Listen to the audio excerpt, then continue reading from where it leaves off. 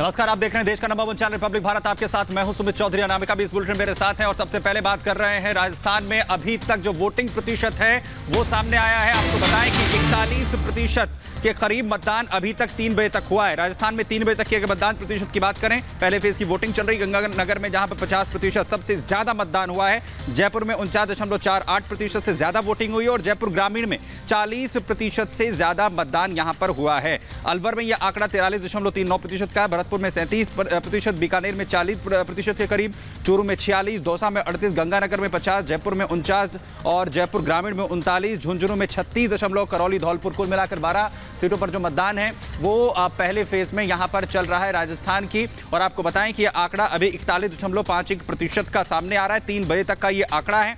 कुल मिलाकर 41% के करीब वोटिंग यहां पर हुई है और गंगानगर में सबसे ज्यादा वोटिंग यहां पर हुई है।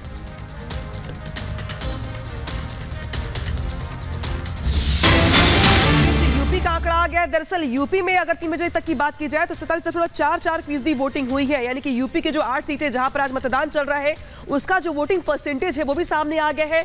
47.44% यहां पर वोटिंग हुई है, यानी कि 3 बजे तक जो अगर बात की जाए तो कुछ सीटें ऐसी हैं जहां पर रुझान ज्यादा दिखाई दे रहा है, जबकि कुछ जगहों पर अगर बात की जाए तो वोटर्स थोड़ा कम घर से निकले हैं। लिहाजा जो अब तक का वोटिंग परसेंटेज सामने आया है वो आया है 47.44% वोटिंग हुई है यूपी में। फर्स्ट फेज की अगर बात की जाए तो यहां पर 8 सीटों पर वोटिंग हो रही है। 8 में से कुछ सीटें ऐसी भी है जहां पे केंद्रीय मंत्री यहां पे चुनाव लड़ रहे हैं, यानी कि मुकाबला बहुत ज्यादा फाइट दिखाई दे रही है यहां पे सीधे सीधे। लेकिन जो वोटिंग परसेंटेज है बताने के लिए काफी कि 3 बजे तक की अगर बात की जाए तो 47.44% वोटिंग अभी यहां पर हुई है। बाकी जो अन्य राज्य उसके आंकड़े धीरे धीरे आ रहे हैं, कुछ जगहों पर छुटपुट यहां पर घटनाएं भी हुई है, झड़प भी हुई। इस बीच यूपी का जो वोटिंग परसेंटेज है वो है 47.44 वोटिंग परसेंटेज।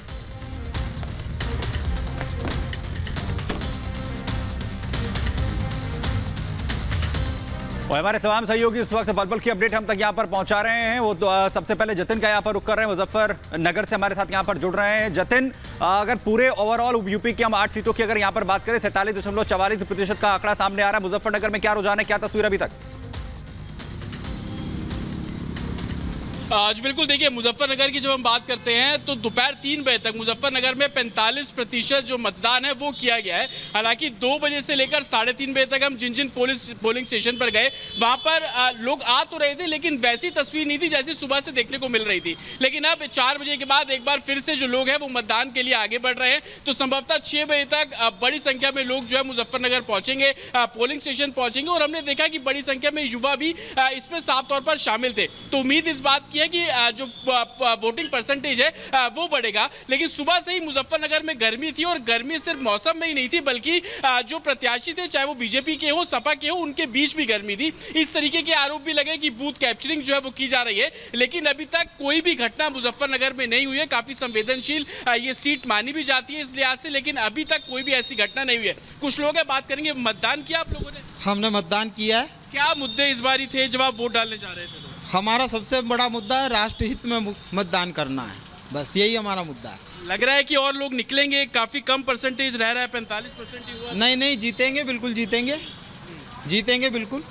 आपने डाला, मतदान डाला? जी डाला। क्या मुद्दे हैं इस बारी मुजफ्फरनगर के, क्या मुद्दे हैं? बीजेपी की सरकार आएगी फिर दोबारा। क्या था, मतलब क्यों ऐसा क्यों लगता है कि आपको कि इनकी सरकार? वोट तो खराब करने से कोई फायदा नहीं है, जब वोट सही जगह डालोगे तो कामयाब होगी। और लोगों से हम बात करने की यहाँ पे कोशिश करेंगे। आप देखेंगे कि युवा भी हैं, क्योंकि एक व्यस्त चौराहा भी है। मतदान किया आप लोगों ने यहाँ पे? आज मतदान किया आप लोगों ने? जी भैया किया है। क्या मुद्दे थे, लोकल मुद्दे क्या है, किन मुद्दों पर वोट डाला गया है? भैया बस काम ही अच्छा होना चाहिए अपने पार्टी के लिए, अपने देश के लिए, अपने ज़िले में अच्छा काम होना चाहिए, देश में काम होना चाहिए और उसी को लेकर लोगों की सोच है। वोट डाल के आए सर आप? हाँ, वोट डाल का है। बिल्कुल, यानी जो उत्साह है लोगों का वो जरूर देखने को मिल रहा है और ज्यादातर लोगों का साफ तौर पर ये कहना है कि विकास के लिए अपना वोट जो है वो कास्ट करने के लिए पहुंचे। जतिन, वापस आपके पास लौटे। वहीं अमरोहा की रैली में आज प्रधानमंत्री नरेंद्र मोदी ने विपक्ष पर किस तरीके से जोरदार हमला बोला है वो भी आपको सुनवाते हैं। आपने नाम सुना होगा, अयोध्या में एक अंसारी परिवार है। 2 पीढ़ी से ये अंसारी परिवार हिंदुओं के खिलाफ अदालत में जंग लड़ रहे थे, बाबरी मस्जिद के पक्ष में जंग लड़ रहे थे।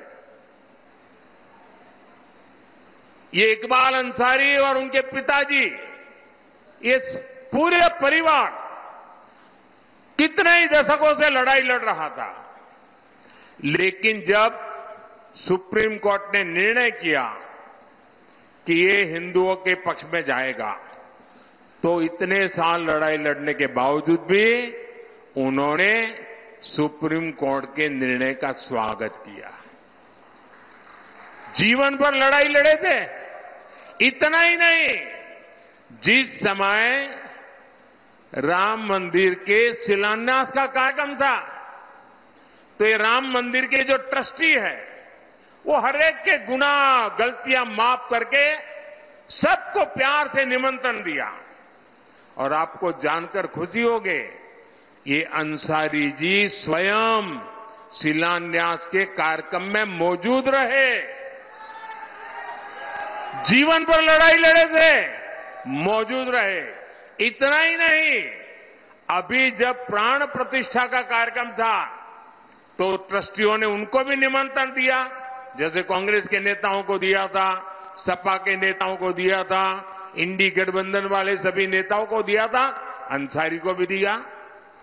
जीवन भर हिंदुओं के खिलाफ कोर्ट में लड़ते रहे, बाबरी मस्जिद के लिए लड़ते रहे, राम मंदिर के विरुद्ध लड़ते रहे, लेकिन जब प्राण प्रतिष्ठा का निमंत्रण मिला तो वो हंसी खुशी के साथ आकर के सुप्रीम कोर्ट का सम्मान करते हुए इसमें हिस्सेदार बने। एक तरफ एक छोटा सा व्यक्ति भाई अंसारी सामान्य परिवार का है, उसका व्यवहार देखिए, और दूसरी तरफ ये कांग्रेस के नेताओं का व्यवहार देखिए। उन्होंने प्राण प्रतिष्ठा के कार्यक्रम को ठुकरा दिया। तो दमोह से पीएम मोदी को सुन रहे थे आप, जो कि कह रहे थे कि जब राम मंदिर को लेकर सुप्रीम कोर्ट का फैसला आया तो उस फैसले का स्वागत सभी वर्गों ने किया। इस बीच बड़ी खबर आ रही है पश्चिम बंगाल से, जहां पे पश्चिम बंगाल में जबरदस्त वोटिंग हुई है। वोटिंग को लेकर ये बड़ी खबर है, जहां पे पश्चिम बंगाल में जबरदस्त वोटिंग की खबर सामने आ रही है। कूच बिहार में 65.54% वोटिंग हुई है, जबकि अलीपुर द्वार में 66.23% वोटिंग हुई है, जलपाईगुड़ी में 67.28% वोटिंग हुई है। तो पश्चिम बंगाल ने कम से कम वोटिंग में के मामले में बाजी मारती दिखाई दे रहा है यहाँ पे, क्योंकि पश्चिम बंगाल के कई इलाके ऐसे हैं, चाहे वो कूच बिहार हो, चाहे वो जलपाईगुड़ी हो, चाहे वो अन्य इलाके हो, वहां पर जबरदस्त वोटिंग हुई है और 50% से ज्यादा वोटिंग वहां पे हो गई है। कहीं पर 66% है, कहीं पर 62% है, कहीं पर 54% है। यानी कि पश्चिम बंगाल में जो लोगों का रुझान है वोटिंग को लेकर के, वो ज्यादा दिखाई दे रहा है और पश्चिम बंगाल में जबरदस्त वोटिंग हुई है। यानी कि लोगों ने इस बार जो है इस तरीके से वोटिंग को लेकर रुझान दिखाया है, ये बहुत ही स्वस्थ संकेत है कम से कम लोकतंत्र के पर्व को मनाने को लेकर के। और पश्चिम बंगाल इस मामले में बाजी मारता दिखाई दे रहा है, जहां पे पश्चिम बंगाल में जबरदस्त वोटिंग हुई है। हालांकि जो आंकड़े बता रहे हैं आपको अलग अलग राज्यों के भी, लेकिन पश्चिम बंगाल की अगर बात की जाए तो यहां पर वोटिंग परसेंटेज उछाल आ रहा है।